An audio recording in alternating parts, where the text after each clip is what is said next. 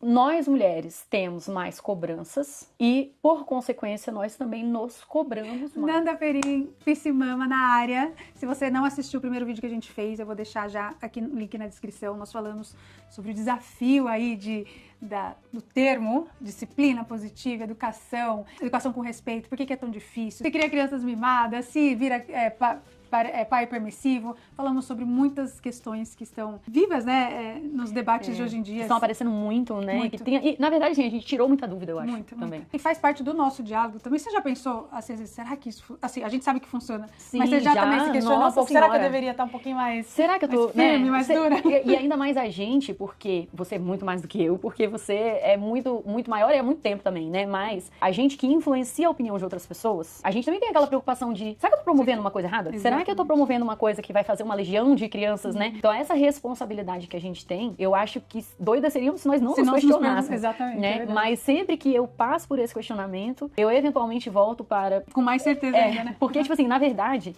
não é... A gente só tem que tomar muito cuidado pra gente não ir pro raciocínio da perfeição. É o método perfeito de educar? Não é. Ele mas não é o ideal, né? Mas é o ideal, exatamente. Ele é a melhor das opções Exatamente, imperfeitas, né? Não vou entrar em política aqui, mas é igual o capitalismo. Ele é perfeito? O capitalismo é... Não é. Não é. Tem problemas? Muitos, Mas né? comparado com os outros... Com as outras opções, com as alternativas. É o melhor caminho. Sim. Mas, hoje, a Nanda vai trazer um tema que, na verdade, eu não escuto ninguém falar sobre isso. Ninguém exagera, mas assim... É muito não pouco por comum. enquanto. Eu não tô ouvindo ninguém falar. E é um assunto que foi direto pro meu coração. A hora que você falou, Sim. sabe o que eu tô estudando? Eu, por favor, fala. E eu tô muito, muito animada pra falar E sobre tão isso. urgente pras mães, né? Então. Assim, mais uma vez, repetindo o que a gente falou no episódio anterior, pros homens é muito importante, não tenho dúvida de que vai ser um tema legal pros homens, mas as mulheres, nós vivemos, a gente tem que aceitar o seguinte, hoje, da forma como a nossa cultura, né, na sociedade, no contexto que nós estamos inseridas, as mulheres são educadas pra ter muito mais responsabilidade, pra ter muito mais preocupações. Né? A gente até tava falando, antes de começar a gravar numa conversa, quando a gente tava fazendo um lanchinho, sobre a diferença da filha mais velha pro filho mais velho. Né? Porque se a gente pensar em ordem de nascimento, existe uma diferença, a gente tem vários autores renomadíssimos falando da ordem de nascimento, e a diferença que faz, então, um mais velho tende a ser mais certinho, tende a seguir regras e ser todo preocupado e responsável. O do meio tende a ser um pouco menos e um pouco mais fazer do jeito dele. Né? Os caçulas costumam a ser um pouco mais energéticos. Ah, mas meu filho não tá nesse padrão. Que bom, mas se a gente for pensar num grupo grande, tirando o seu, vai ter uma grande maioria que vai ser assim. Então, quando esses autores estudam a diferença da ordem de nascimento, ainda há uma diferença nessa ordem de nascimento dependendo de ser um menino ou uma menina. Olha. Então, as meninas, elas tendem a ser ainda mais retivas. Então, por exemplo, se você pegar dois grupos, a menina mais velha, ela cuida dos irmãos muito mais do que o menino mais velho cuida dos irmãos. A menina mais velha, com 10 anos, já tá fazendo refeições, já tá arrumando coisas, já tá preparando coisas, enquanto o mais velho é mais responsável que os mais novos. Mas ele não tem essa responsabilidade tão grande, né? Por quê? Porque as mulheres são criadas para cuidar ainda. Só vou falar qual é o tema, que é... Não. Tô curiosa agora. Autocompaixão. Essa, né? Autocompaixão. Gente, autocompaixão. Pergunta genuína. Porque eu tenho os dois, né? Tenho menino e menina. E óbvio que eu posso estar fazendo as coisas de uma forma inconsciente, então não estou falando que eu educo dessa forma 100%. Mas quando eu estou consciente, eu acredito que eu educo eles bem parecidos nessa parte de gênero. Sim. Você acha que não tem a parte biológica também, assim, de nossos ancestrais, de já ser wired, de já ser configurado dessa forma? Porque até de certas brincadeiras que eu deixo disponível, sempre deixei pros dois, sempre deixei carrinho, arma, não sei o quê, pra Vitória, ela brincava, mas deixava de lado. Coisa que o Charlie, com 1 ano, já... meu Deus, mas eu nunca mostrei, não assisti. Sim. Então, também não tem a parte biológica? Então, eu vou falar pra você a minha opinião, mas, vamos dizer assim, deve ter. O que eu consigo te falar é sobre pesquisas, porque eu vou por esse viés. Certo. E aí tem uma pesquisa que é assim, eu pego você, te coloco num contexto que você tá sendo filmada e você não sabe que você tá sendo filmada. Eu pego um bebê com uma roupa verde e eu digo pra você, essa aqui é a Cecília, cuida da Cecília pra mim. E esse adulto é você. Então são pessoas como você que já tem desconstrução de gênero, que já querem não padronizar isso. E aí, Cecília, estão filmando você. Aí você fica com Cecília 5 minutos. E aí eu volto e falo, ai, desculpa, esse é o José, a Cecília é a criança que você vai pegar depois. Acho que eu já vi esse vídeo. Você já viu? E aí, José, tá bom, eu achei que era a Cecília. Sai e continua te filmando. Depois trazem, acaba o experimento, trazem a pessoa pro vídeo e mostram pra ela como que era, o que ela mostrava certos brinquedos inconscientemente pra Cecília. E quando Cecília virou João, ela sem perceber, sem qualquer consciência, ela começa a oferecer outros brinquedos. Então eu acho que existe um nível que a gente não tem como controlar. Entendi. E eu acho que tem do nosso comportamento, eu acho que tem do nosso relacionamento. Então, às vezes, sem perceber, você cobra umas coisinhas da Vi que você nunca cobrou do Henrique, por exemplo. Com certeza. Ou que você já cobra da Becca que você nunca cobrou do Charlie. E aí, é uma coisa que você jamais vai conseguir admitir porque você não percebe. Você tem razão. Né? Não, já admiti. E a outra coisa também, que é do contexto social. Então, assim, por exemplo, agora a gente, enquanto a gente tá gravando aqui, o Charlie e o Gael estão jogando videogame juntos. O que eles estão vendo é o Homem-Aranha lutando. Eles não estão vendo a Menina-Aranha, eles não estão vendo, né? Se a Vi vem e resolve jogar algum jogo, ela provavelmente vai pegar a personagem feminina, né? E vamos supor que os 4 estivessem brincando, né? Os 5, na verdade, que é o Henrique, o Theo, o Gael, o Charlie e a Vi. Vão ser 4 meninos, né, 4 personagens homens lutando com uma personagem menina. Então, via de regra, o que está sendo dito ali é que são os homens que são a maioria, que os homens lutam, que os homens são fortes, né? Então, provavelmente, a maior parte dos brinquedos a gente pode até mostrar que tá aqui perto da gente, né? Os meninos aqui em volta de nós são fortes, e os brinquedos das meninas são bonequinhas fofinhas, estão de maquiagem, estão de blush. Então, são informações que são absolutamente minuciosas. Que a gente não está observando, mas que para a cabeça da criança que está absorvendo absolutamente tudo que está ao redor dela para aprender sobre a vida, são informações que o cérebro está lá decodificando, né? Está criando conceitos sobre isso. E assim, pode ser que tenha uma parte biológica, acredito que tenha. Mas o que a gente consegue evidenciar é essa parte cultural, na verdade. Maravilhoso. E Desculpa, social. A gente foi super tangente, mas muito pertinente, né? Porque eu acho tá falando das porque meninas, quando a gente né? fala de autocompaixão, a gente tá falando de uma pressão que existe na sociedade da mulher ser perfeita. Então, um exemplo que eu sempre gosto de dar. Você tá no restaurante, tem uma criança correndo, fazendo uma bagunça. O que geralmente se pergunta? Cadê a mãe dessa criança? Cadê a mãe dessa criança? Se chega aqui na sua casa tá só pó. O que vão perguntar? O que a mãe não limpou? O que ela tava fazendo o dia inteiro dentro de casa? Essa mulher não sabe limpar uma casa. Se a mulher, vamos lá, outro exemplo. Você casou, né? Vamos supor que você e o Ricardo, os dois, ganharam 15 quilos cada um depois de casar. O homem, o que vão falar dele? Que ele o quê? Tá sendo bem alimentado, que ele que tá com a vida boa, que tá feliz. Se a mulher tá com 15 quilos a mais, o que falam dela? Descuidada, não se cuida. Depois que casou, ela se abandonou. Coitado do Ricardo, que depois que ele casou com ela, propaganda enganosa. Então, você percebe como que existem 2 pesos e 2 medidas. Nós, mulheres, nós somos cobradas. Tanto que até pouquíssimo tempo atrás, eu torço que não tenha ninguém assistindo a gente que pensa assim ainda, mas até pouquíssimo tempo atrás, se o homem chifrava a mulher, qual eram as coisas que as pessoas pensavam? Que essa mulher... Que não tava dando conta do recado. Não tava dando conta do recado. Ela não estava suprindo e ele foi buscar fora. Ainda era a responsabilidade dela. Então a mulher tem que ser uma mãe presente, ela tem que ter uma carreira incrível, ela tem que ser uma mulher super sexual que supre o marido dela, ela tem que estar magra, ela tem que estar bonita, ela tem que ter unha e cabelo feito, ela tem que estar maquiada. Eu devo estar esquecendo um monte de coisa. Será super mãe, né? Então assim, nós mulheres temos mais cobranças e, por consequência, nós também nos cobramos mais. E a autocompaixão, ela é o exercício de você parar de se cobrar tanto. Então, qual é a proposta que eu entendi? Eu gosto sempre de falar que eu entendi, porque eu vou falar pra vocês o que eu entendi do livro da Kristin Neff, né? Que é a autora do livro Autocompaixão. Se eu olho pra você agora, Flávia, a gente tá aqui se encontrando e eu olho pra você e falo assim, ai, Flávia, hoje de manhã meus filhos começaram a brigar e eu peguei e separei eles com força, assim, sabe? Nossa, eu tô me sentindo péssima. O que você ia falar pra mim? Não tem problema, tá tudo sabe, bem. Acontece, você fica nervosa, você tava preocupada. Agora, se sou eu pensando isso, né? Agora, se foi você que pegou forte, o que você se fala? Nossa, acaba comigo. Poxa, cara, o que adianta você trabalhar com o que você trabalha, você não faz, não sei o quê. Já tem informação, como que eu pude perder o controle? Exatamente. Então, o que a Kristin Neff fala é autocompaixão, se a gente for resumir muito, é você criar o hábito de se acolher como você acolheria uma amiga. Então ela até faz uma brincadeira num exercício que ela fala assim, cria um amigo imaginário que é super legal, empático, carinhoso, assim. E a partir de hoje é ele que te responde, não é você mais. Então, poxa vida, eu peguei os meus filhos com um pouco mais de força na hora de separar a briga. O que o meu melhor amigo imaginário empático falaria pra mim? Ele diria que, poxa, eu tô super cansada porque a gente tem dormido tarde, acordado, né, cedo e que, enfim, estamos num outro país, com uma outra comida. É óbvio que eles estão desregulados e eu também, tá tudo bem. E depois eu conversei com eles e pedi desculpa. Então é isso que eu tenho que entender. Se você não consegue, imagina que foi a Flávia que fez isso e você tá acolhendo a Flávia. Gente. Porque é basicamente você criar o hábito de ter por você a compaixão que você teria por outra pessoa. Nossa, sensacional. Parece tão óbvio depois que a gente fala, né? Exato. E mesmo sabendo, não vai ser tão simples de fazer. Sim. Porque é muito, como a gente falou, principalmente a mulher. A gente lutou tanto pelos nossos direitos, né? De igualdade, né? Não é direito de ser mais ou menos.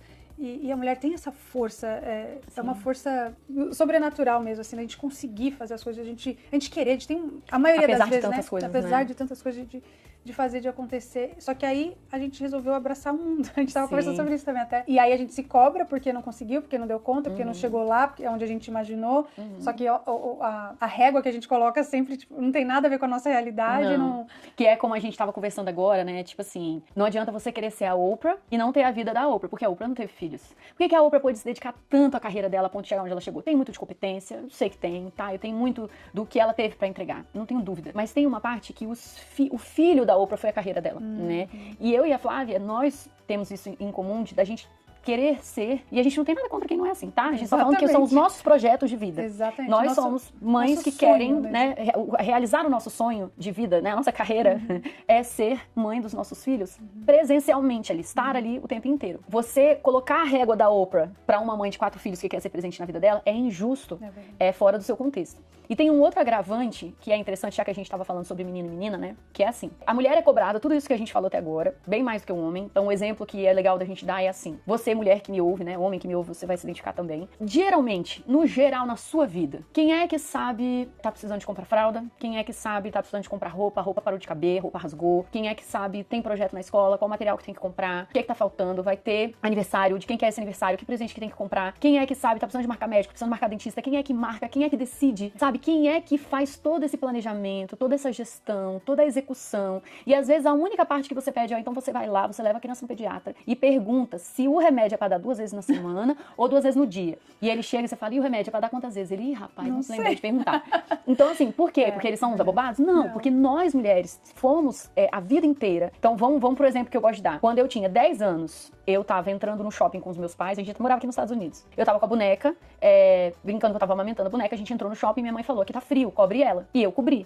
E o meu irmão tava correndo, brincando pelo shopping. Olha a diferença dos aprendizados. Enquanto o meu irmão tava, o que eu quero fazer é correr e correndo, eu tava aprendendo a considerar como que a temperatura tava pra outro ser. Era uma boneca, mas a brincadeira, ela é um treinamento pra vida, né? Uau. Então, isso significa que meu irmão é menos do que eu? Não. Mas nós estamos sendo treinados pra coisas diferentes. E aí, quando o bebê finalmente nasce, e eu tô com aquele bebê no colo, e aí eu entrego pro meu marido e a gente entra num lugar frio e ele não cobre, a gente fica, ai, tá vendo como é que são os homens? É verdade. A gente naturalmente cobre o bebê quando tá frio, mas não é naturalmente. Não foi a gente treinado. foi treinada a vida inteira. Eu boto quantos anos tem que a gente trocou fralda de boneca antes de ter neném? Quando meu primeiro filho nasceu, eu já tinha trocado fralda de um monte de boneca. O meu marido, a primeira fralda que ele trocou foi num bebê vivo. É verdade. Entende? Assim, então a gente tem que parar de ter esse raciocínio e a gente precisa entender que os homens, eles são criados com esse raciocínio mais voltado pra eles. Não porque eles são naturalmente egoístas, porque eles não foram treinados.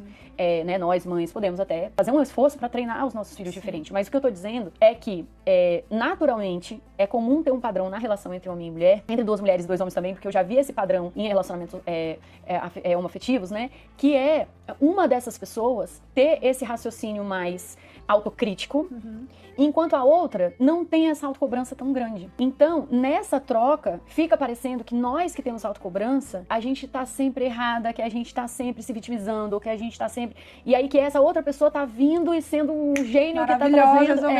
Mas não é de verdade o que tá acontecendo. O que tá acontecendo é uma pessoa que foi treinada pra se preocupar com um monte de coisas, conversando com uma pessoa que foi treinada pra preocupar com 2 ou 3. Aí essa pessoa olha pra você e fala, preocupa com 2 ou 3, e você fala, putz, nossa, faz tanto sentido, você é um gênio. Mas na verdade, ele tá só pegando e fazendo assim, olha como eu, porque você foi treinada pra enxergar um monte de coisa, e eu não fui. Então, às vezes, eu vou te emprestar a minha lente e vai te liberar de ver um monte de coisa. E 99% das vezes é você que tá falando, tem que ir pro médico, tem que comprar cueca, tem que, entendeu? Então, o costume da gente pegar as nossas milhões de lentes e botar neles é tão padrão que não é valorizado. Aí, quando eles pegam e botam a lente, a gente, nossa... E tem esse padrão, né, do que a mulher faz tem menos valor, infelizmente. E como que a gente pode ajudar, por exemplo, já vou fazer uma pergunta pessoal. Isso, vamos lá, vamos para o minha terapia. Consulta. Como eu posso ajudar, então, porque as minhas filhas, porque eu claramente já me enxerguei, eu faço isso com certeza, eu vejo a Vitória em muitos momentos, óbvio, ela é ela, separada de mim, tenho muita consciência, mas eu vejo muitas ações que eu não falei, que eu tenho quase certeza que eu não falei, pelo menos na parte consciente, mas é óbvio que ela vê, ela absorve, ela é o que você falou, tá ali na cara, não é só o que a gente fala. Então, como eu posso ajudar as minhas meninas nesse sentido? Porque eu já sinto, eu já vejo uma autocobrança gigantesca da menina mais velha, que no meu caso eu também sou a filha mais velha, né? Então, como que eu posso ajudar minhas meninas e quem tá assistindo, claro, ajudar também? Tem uma parte também da autocompaixão, que é a gente aceitar a nossa humanidade.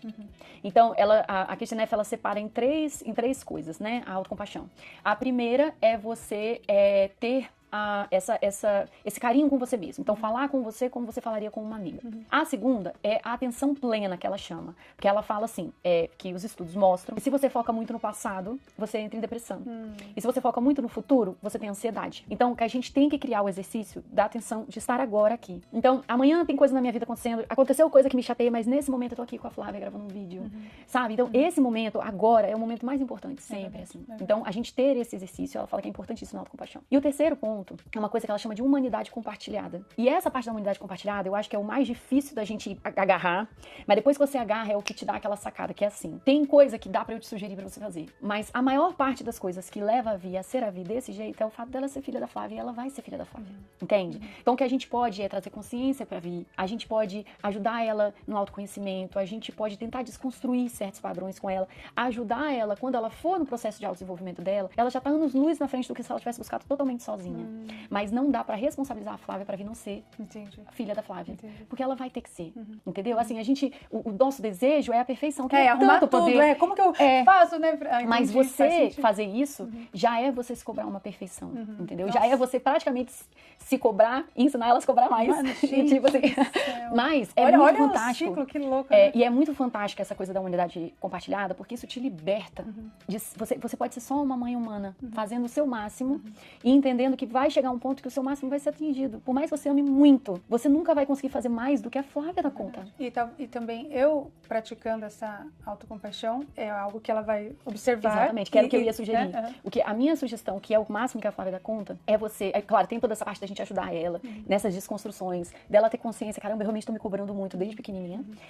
Mas tem um outro lado que é assim, até hoje, qual foi o modelo que ela teve da Flávia? Um modelo que não conhecia a autocompaixão, né? Um modelo que não enxergava, por exemplo, muitas vezes, essa descongruência entre você e o seu marido, por exemplo, enquanto muito mais uma questão de criação do que de capacidade, vamos supor, né? Mas, por exemplo, hoje, eu vou contar do nosso dia de hoje, né? Eu vim aqui, a gente ficou batendo muito papo, daqui a pouco o Ricardo chegou, e aí a Flávia lembrou, opa, tem umas coisas gostosas pra gente comer aqui. E aí a Flavinha foi a gente conversando e ela foi pegando. Ela pegou comidinha, botava no pratinho, pegou biscoitinho, botava no potinho, lavou fruta, foi botando, daqui a pouco a mesa tava aquela mesa linda, assim.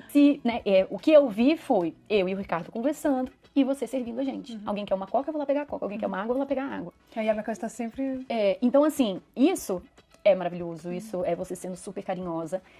Mas pra uma criança que tá em desenvolvimento, é a mesma coisa do personagem no videogame, né? O homem tá ali quietinho e a mulher que tá servindo. Então, a menina que vai se identificar com a mãe, ela vai querer servir como uma mãe. O menino que se identifica com o pai, né? Então, o que a gente pode fazer? A gente pode desconstruir, a gente pode pedir, por exemplo, nessas horas, Ricardo, né? Me ajuda aqui, o que você quer botar? Porque qual é o nosso padrão? Ricardo, pega essas batatas, bota nesse pote, pega isso aqui, né? Então, continua sendo a gente ali na liderança. Então, assim, Ricardo, vê ali na geladeira o que tem pra comer. Ah, mas nossa, ele fez uma mesa, ficou bonita, não ficou do jeito que eu queria. Tá, a gente vai filmar essa mesa? Não vamos. Então, essa é a 5ª vez que ele faz isso só. Essa é a 3ª vez que ele faz. Aí ele vai perguntar onde é que fica a tigela tal, onde é que fica o prato tal. Entendeu? E aí, qual é o padrão cultural brasileiro, né? Que vocês podem ter trazido pra cá, eu não sei, na cultura familiar de vocês. Ah, não acredito que você não sabe onde é que tá o prato. Ah, você vai botar nesse pote mesmo? Você tem certeza? E aí, acaba que... então faz você. Então, a gente pode, se a gente quiser, mas eu te sugiro que não seja uma cobrança mais na sua vida. Que não, se você se perceber fazendo, ai meu Deus, lá tô eu de novo, reforçando. Não, porque aí você tá indo no caminho oposto da autocompaixão. Engraçado, o meu padrão não seria esse de... Eu raramente critico ele. Eu sempre eu pego pra mim, mais ainda. Deixa eu fazer do meu jeito. E eu sou da paz, então não vou discutir, não vou Você não criticar. é de entrar em conflito. Não. Nossa, eu pago, eu saio correndo, Como é que é? Dou um boi pra não estar boiado. Isso, exatamente. Quem quiser brigar comigo tem que querer muito, cara, porque você vai falar sozinho. Não, pois é. Então, e aí eu fujo disso. E aí que acabo me sobrecarregando, porque já que eu não quero E aí uma pergunta conflito, que eu te faço o Ricardo também é do tipo que foge de briga? Não, ele gosta. E você, a minha dúvida mas eu posso estar errada, tá, gente? Isso aqui não é teste psicóloga, não. Na sua casa, as meninas, no caso é só a Vi porque a Beca é muito pequenininha, né? Mas você vê a Vi fugindo mais de conflito e Henrique e Charlie entrando mais em conflito? Ou não? Você sabe que o Henrique todo mundo foge do conflito. Os meus Todos filhos. Os três. Eles entram em pânico, na verdade. Tanto que quando eu e o Ricardo discute normal. Nós somos pessoas, né? E nada ruim. Porque teve vezes que a gente já discutiu mais feio, mas e não na frente deles. E, sei lá, a gente tá resolvendo uma coisa boba, mas a gente começa a falar de uma forma mais firme, eles ficam para de brigar. Gente, a gente tá conversando. Se eu falo Estamos conversando um pouco mais nervosos. Às vezes eu falo, se eu falo, o Henrique é um barato. Ele fica assim, mamãe. Às vezes ele vai me contar uma coisa, daí ele fala assim, mamãe, eu não quero que você fique firme ou frustrada. Porque às vezes ele fala, você tá brava comigo? Filho, eu não estou brava, eu só tô falando firme, porque eu tô um pouco frustrada. Aí ele já chegou assim uma vez, ele, mamãe, eu quero te falar uma coisa, mas não quero que você fique firme ou frustrada. Aí eu, gente... E agora o que eu faço? Eu não tenho direito de ficar frustrada, não tenho jeito de ser firme. Eu acho que o meu padrão é tão manso que quando ele sai um pouquinho do eixo, assusta eles, entendeu? Então, e aí eu sinto que eles também não... Óbvio que entre eles brigam e tal, mas todos são pacificadores. Um defende o outro, entendeu? É interessante. Isso, então eles não estabeleceram um padrão dos meninos serem mais ativos nesse sentido e as meninas não, né? Não. E eu tento muito, né, quando eu estou consciente, eu nunca coloco a Vi numa posição, você é mais velha, tem que entender, nunca coloco, o Charlie é pequenininho, vocês elevem, sempre fala pra ele que você precisa. A criança fala, para! Você tá escutando seu irmão? Você tá escutando sua irmã? Ela pediu pra parar. Nunca coloco hierarquia, ou porque é menino, menina. Então isso eu tento de uma forma consciente, né? Pra que ele não tenha essa isso é muito legal, né? Porque desconstrói esses padrões e já ajuda a dar uma equilibrada um pouquinho, né? E aprender a se comunicar. Então, eu sempre falo o que você precisa, o que você quer que ele faça, e vice-versa. Eu aprendi muito a Mesa da Paz, e eu gosto muito desse lugar de mediadora, não de juíza, né? Então, eu tento demais ser, assim, ajudar eles se comunicarem, só não eu falar... Você tá certo, você tá errado. Isso, o que você gostaria de falar pra ele? O que você gostaria de falar pra ele? Que é uma educação pra paz, né? Que é a educação de não fazer o juízo de valor, né? Exato. E isso de não fazer o juízo de valor também ajuda na criança a desenvolver a própria autocompaixão. Porque então, não sei se vocês já ouviram, acho que a Flavinha já deve ter falado aqui, mas a nossa voz interior, ela é, né, essa vozinha que fica falando com você o dia inteiro, que é a voz que te critica, né? Ela é a interiorização da voz de algum adulto marcante da sua infância. Marcante, muitas vezes, emocionalmente, às vezes nem é o mais presente. Tem gente que tem voz interior até hoje, um professor que teve na 2ª série, sei lá. Então, a voz interior, ela é a interiorização da voz de algum adulto marcante. E, geralmente, o que marca o nosso cérebro? O nosso cérebro, ele tem, a própria Kristin Neff fala isso, ele tem um viés negativo. Por quê? Porque se o objetivo do nosso cérebro é se defender, a Kristin Neff fala assim, você vê uma vista linda, é maravilhoso, mas você lembrar dessa vista não vai te proteger. Agora, você ter medo de alguém, isso vai te proteger. Então, o seu cérebro, ele tem que ter um viés negativo pra te proteger. Ele vai lembrar mais das coisas negativas, entendeu? A gente tá sempre tentando sobreviver, isso? Sempre tentando sobreviver. Então, a pessoa que foi negativa, que falou de um jeito desrespeitoso, que te tratou mal, ela vai ser que vai te marcar. Impressionante. Então, assim, a gente tem uma tendência a ter uma voz muito negativa, porque a gente interiorizou. E a Kristin Neff explica isso também, que ela fala assim, o nosso cérebro, ele quer se proteger, certo? Então, ele quer se proteger da dor, ele quer se proteger dos erros. Se você aprendeu, você é uma pessoa que foi educada com palmada, com castigo, você aprendeu que errar era igual a levar palmada, levar castigo, era igual seus pais ficarem de mal de você, seus pais ameaçarem te abandonar, ir embora sem você. Então, se o seu cérebro registrou que errar é perigo, e ele vai fazer de tudo pra não errar, ele vai interiorizar uma voz que te dá medo de errar. Total. Entendeu? Nossa, faz sentido, assim. Então, quando você faz uma mesa, né, que você é mediadora, que você não tá fazendo juízo de valor, e você tá ensinando as crianças a comunicação e a contextualização, principalmente, porque o que seu irmão quer? Exatamente. Por que seu irmão tá fazendo isso? Por que você tá fazendo isso? Você tá ensinando a criança a enxergar o contexto inteiro. Então, ela tem muito mais chance de ter uma voz autocompassiva do que de ter uma voz autocrítica. Nossa, você falando, isso eu consigo aplicar com ele, você acredita? Eu não faço isso comigo. Isso quer quebrar, mas isso quer quebrar ciclos. Você conseguiu fazer com a geração seguinte, ótimo, agora a gente vai exercitar pra você fazer com você também. Nossa, se eu escuto um grito, tipo, estão gritando ali, eu nunca assumo assim, eu já sei que o Charlie fez aquilo, ou eu já sei que não, eu sempre, gente, o que tá acontecendo? Sempre, assim, posso ter feito, não uma vez ou outra, mas assim, consciente. Sim. Quando eu tô consciente, o que tá acontecendo? Vocês precisam de ajuda? Tudo bem? Aí, não, me explica. Nossa, eu já incorporei isso, assim, graças a Deus. E aí agora, o exercício de fazer isso comigo. Com você mesma, mas eu falo muito sobre isso na educação respeitosa, que é assim, a nossa compaixão, ela tá incompleta se ela não considera a gente. Mas, muitas vezes, pra nós, como a gente ama muito os nossos filhos, é mais fácil começar por eles. E tá tudo bem, sabe? Tá tudo bem. Já é um exercício, né? Já foi maravilhoso, né? E aí, quando a gente tem esse exercício de se tratar com respeito, a gente também precisa fazer o exercício de contextualizar as nossas ações. Então, a Kristin Neff, ela fala muito assim, a decisão ruim que eu tomei, então vamos supor, eu peguei nos meus filhos forte na hora que eles estavam brigando. No momento que eu faço isso, eu não tô fazendo isso porque eu decidi ou porque eu sou uma pessoa ruim. Eu tenho toda uma história de vida, toda uma cultura da sociedade ao meu redor. Eu tenho vários fatores para além da minha decisão consciente que me fizeram chegar naquele ponto. Então, a humanidade compartilhada é também eu entender assim, os meus pais fizeram o que eles puderam e eles me ensinaram a pegar com força. O meu cérebro aprendeu a pegar com força, né? Eu peguei com força não é porque eu sou uma mãe ruim. E no momento que eu percebi, eu peço desculpa para meus filhos, eu digo, gente, me desculpa, eu aprendi a pegar com força. Eu estou desaprendendo ainda. Vocês me desculpem, eu não tenho, ninguém tem o direito de pegar no braço de vocês com essa força. Então, não estou dizendo que é certo que eu fiz, eu só estou dizendo que eu não sou um bicho-papão porque eu fiz isso. Então, ela fala de você criar o hábito de enxergar a sua história, de enxergar tudo que te fez chegar até ali, né? Que isso te dá um pouco mais de, eu sou uma pessoa boa e eu peguei forte nos meus filhos, sabe? Assim, eu sou uma mãe que se esforça muito e eu vou errar. Uma coisa que me veio à cabeça é a importância do reparo. Vários autores, inclusive a Tina Bryson lá, a Tina Bryson, a doutora Jane Nelson, o doutor Daniel Siegel fala disso também. Fala muito do reparo. Então, o reparo também deve fazer parte da autocompaixão, né? Da gente se perdoar, né? E faz sentido o que eu tô falando? Sim, e enxergar o erro como uma oportunidade. De aprendizado. Né? Então, assim, se eu peguei forte nos meus filhos, isso tem a ver com a minha história, com a minha cultura, né? No momento que eu faço isso e que eu ressinto eu ter feito isso, é um momento a mais que o meu cérebro tá, opa, isso aqui não é legal, né? Então, se você cobra, bota um peso, uma penitência gigante em você ter cometido aquele erro, o seu cérebro traçando aquele erro ali muito mais como um problema e não como uma oportunidade. Quando você contextualiza, você diz, poxa, eu quero quebrar esse ciclo, sabe? Todos que vieram antes de mim pegavam forte ou pior e eu tô conseguindo perceber, eu tô conseguindo melhorar. Você traz pro seu cérebro um viés muito mais de tá dando certo, tá funcionando, vou melhorar. Não é isso que eu quero fazer. Então, na verdade, você reforça pro seu cérebro que aquilo ali, que você quer outros comportamentos. Quando você fica repetindo, usei força, é como se você estivesse deixando pro seu cérebro usar força de todo tamanho. Então a chance de você usar força de novo na próxima vez é muito maior.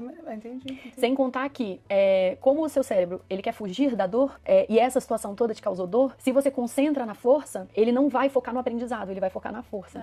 No ato em si. Isso. E tem um outro fator que quem fala é uma autora maravilhosa americana, que eu super indico, a doutora Mona Delahouque. E a doutora Mona Delahouque, ela fala assim, quando o seu cérebro, ele tá no que ela chama de trilha vermelha, que é fight and flight, né? A trilha vermelha, que também lembra muito do conscious parenting, né? Que é o executivo. Essa trilha vermelha, que é a trilha quando você tá com raiva, quando você tá sentindo que você precisa fugir, né? Que você precisa se defender, o seu corpo, o seu cérebro, na verdade, ele vai ativar os recursos de fuga e luta.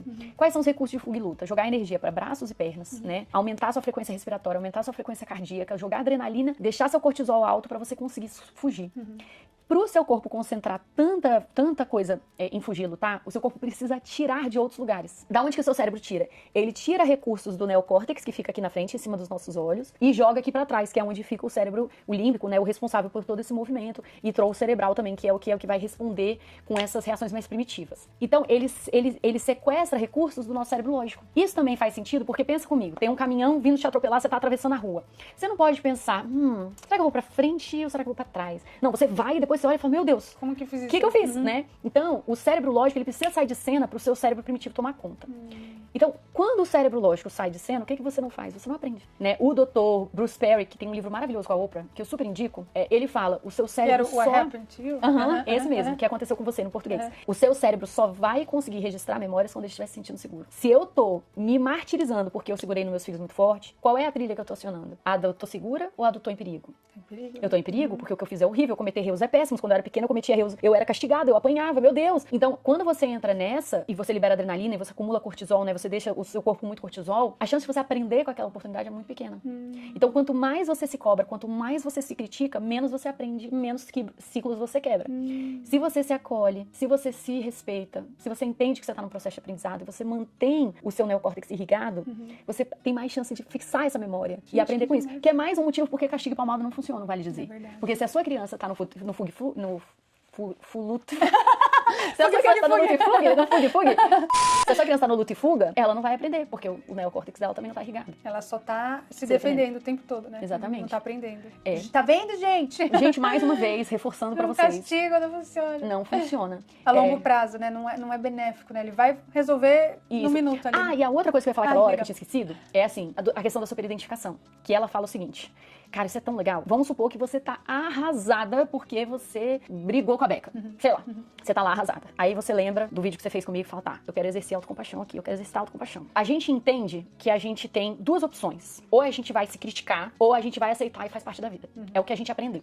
E aí muita gente que tem medo da autocompaixão fala assim, então agora eu posso tudo? Qualquer erro que eu cometer, eu vou falar, tadinha da Flavinha, coitada, ela pode fazer, não tem problema, tá tudo bem. Era humano. Pois é. E o que isso te lembra de você, que é defensora de uma educação respeitosa? É o quê? É o autoritário e permissivo. Exatamente. Mais uma vez. É o mesmo raciocínio. Nossa, ou eu sou autoritária e grito e brigo brigo comigo porque eu briguei com a Beca. Uau. Ou eu sou permissiva e digo, não, Flavinha, você pode brigar com a Beca, faz parte, não tem problema. E o que a gente quer na autocompaixão é um caminho do meio. É assim, você não vai nem fingir que não aconteceu. Brigar com Beca tá tudo bem. Não tem problema nenhum, faz parte. Mães brigam com filhas. Isso é você negligenciando o erro que você cometeu. Isso é você não querendo aprender com o erro que você cometeu. O outro é você é ridícula. Como que você tratou a Beca assim? Isso é você querendo se punir. Por quê? Porque nós crescemos acreditando que a gente só vai aprender se a gente sofrer. Então você tem uma tendência a se cobrar, a se criticar e se punir para você parar de agir daquela maneira. Mas nós acabamos de comprovar que quanto mais você se critica, menos você vai parar de agir assim. Porque o seu cérebro não está com o lógico acionado. Então, o que ela fala? Ela fala que se você sofre muito por ter brigado com a Beca, você tá fazendo um negócio chamado superidentificação. Eu tô pegando o que eu fiz com a Beca, eu tô agarrando e eu tô vivendo daquilo. Aquilo passa a ser quem eu sou. Eu sou uma mãe que briga com a Beca, eu sou horrível. É uma superidentificação. E o outro é uma negligência. E aí ela fala que o que a gente precisa, que ela chama de autocompaixão feroz. É assim, eu sou um ser humano, lembra?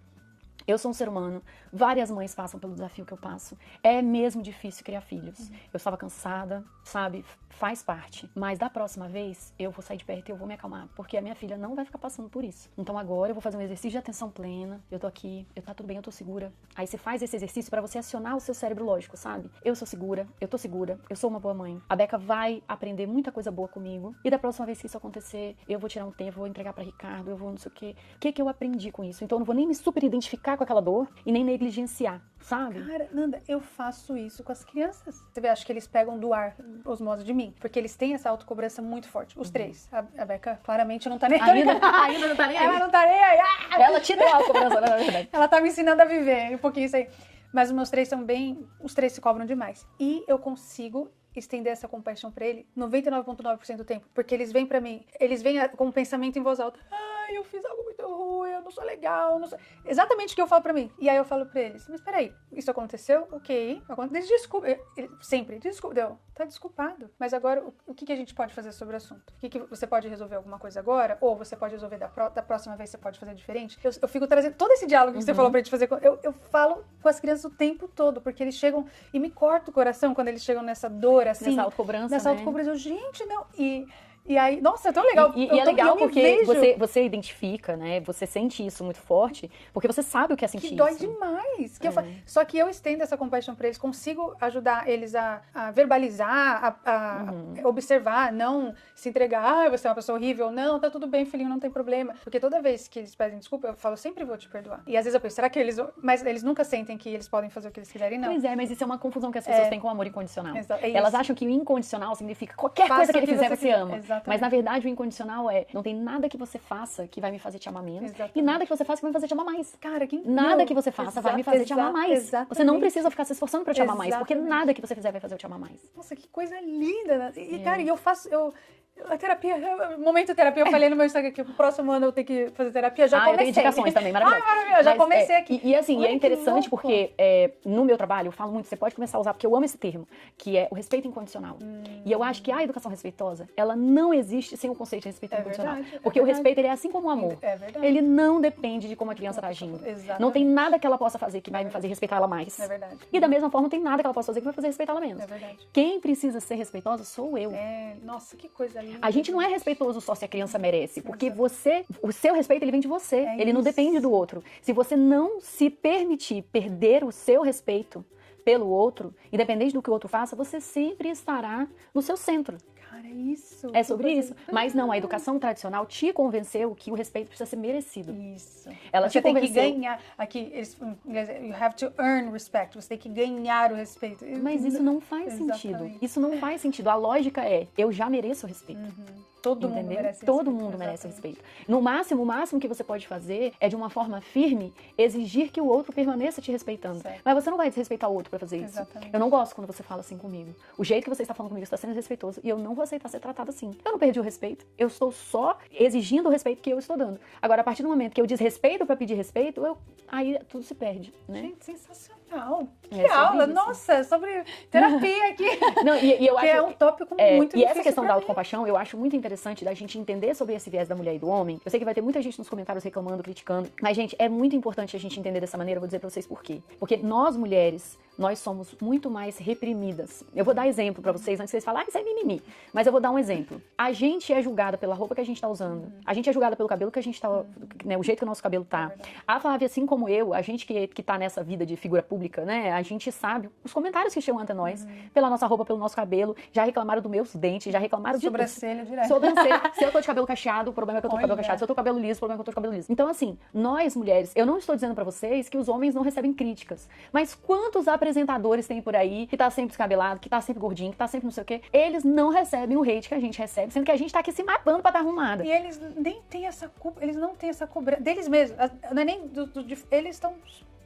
Assim, claro que deve ter uma insegurança ou outra, mas no geral... E assim, vai ver os comentários de vídeo de mulher e os comentários de vídeo de homem, que você vai ver que não é opinião pessoal. Então, nós mulheres, nós temos sim uma cobrança muito maior, e essa cobrança se torna autocobrança. Muito, Então, a gente precisa entender, a gente precisa enxergar que a gente faz muito. Eu tava contando pra Flávia que ontem a gente tava voltando do parque, eu tive uma situação lá com meu filho que levou um tempo até ele conseguir se acalmar e sair do parque e tal, e eu tive todo o carinho, toda a paciência. Depois ele me deu um monte de beijinho, me agradeceu por eu ter sido tão paciente com ele. E depois, quando a gente chegou no hotel, teve um momento que aconteceu qualquer coisa lá que foi, que eu já falei, não, agora deixa, agora chega, sabe? Eu fiquei tipo assim, né? E eu entrei no banho, poxa vida, acabei, né, brigando e tal. E na hora que eu tava tomando banho, eu parei, eu pensei assim, pô, cara, mas hoje eu dei 150%. Tudo. Eu dei tudo. Isso aqui foi os últimos, sei lá, 5 segundos de um dia dando tudo que eu tinha, assim. Será que é justo eu cobrar de mim que eu não tivesse tido meu momentinho, assim, tipo assim, de chega, agora já deu, agora eu já dei tudo que eu tinha pra dar? Então eu acho que a autocompaixão, ela pra mim, eu acho que o exemplo que a Christine F. dá é muito maravilhoso do Melhor Amigo, porque eu sinto que desde que eu comecei a exercitar a autocompaixão, eu comecei a confiar mais que eu vou ter colo de mim. Então, eu tenho a impressão de que eu tô com muito menos medo dos meus erros, porque eu sei que eu vou me acolher. E quando eu tenho menos medo dos meus erros, eu sinto que eu erro menos, porque eu tô com menos medo deles. Eles não são uma ameaça tão grande, entendeu? Uau. Então ontem, quando eu tava no banho e eu me acolhi, foi um alívio tão grande, assim, tirou um peso das minhas costas, que antes eu ia precisar ligar pra minha mãe, eu ia precisar ligar pra uma amiga, eu ia ficar dependente de tentar achar alguém que eu achasse que ia falar as palavras certas. Mas a pessoa que mais vai falar o que eu tô precisando ouvir sou eu mesma, sabe, assim? Gente, que coisa e é uma questão de exercício, porque no começo é esquisito. No começo é você se acolhendo, é estranho, sabe? Nossa, eu vou reportar pra vocês depois. Fazer um diário de autocompaixão. Eu acho ótimo, que vai ter voltar que ser. com os vlogs só pra ter um diário de autocompaixão. Eu vou fazer, sabe aquele... Olá, eu estou um dia... Isso, vou fazer autocríticas anônimas. Autocríticas anônimas. Olá, faz um dia que eu estou sem me criticar. Oi, Flávia. Né? Gente, eu preciso desse grupo de... Sério, eu tô rindo, mas é real.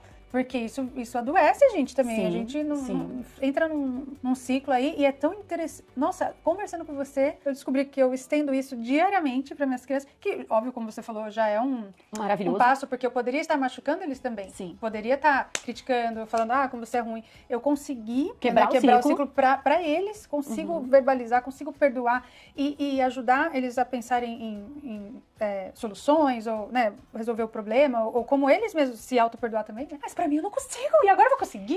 E eu vou dar uma última dica que eu acho que pra mim foi assim. Arrebenta, que eu tô amando. Que pra mim foi a maior sacada. Mentira, a maior também acho que não, porque foi tudo sacada, né? Todas essas coisas que ela fala são sacadas. Mas ela falou o seguinte: você precisa criar um mantra que faça sentido pra você. Uma frase curta, que faça sentido, o termo seus, pra você começar, já porque você não quer ter umas conversas longas com você, porque você não tá acostumada, pra mim foi o que funcionou. Você repetir essa frase. Então, a frase que ela faz uma frase lá no livro e pede pra gente fazer na nossa versão, né? Então, a minha versão, que inclui os 3 passos, é assim: isso aqui está sendo um momento difícil. E momentos difíceis fazem parte da vida.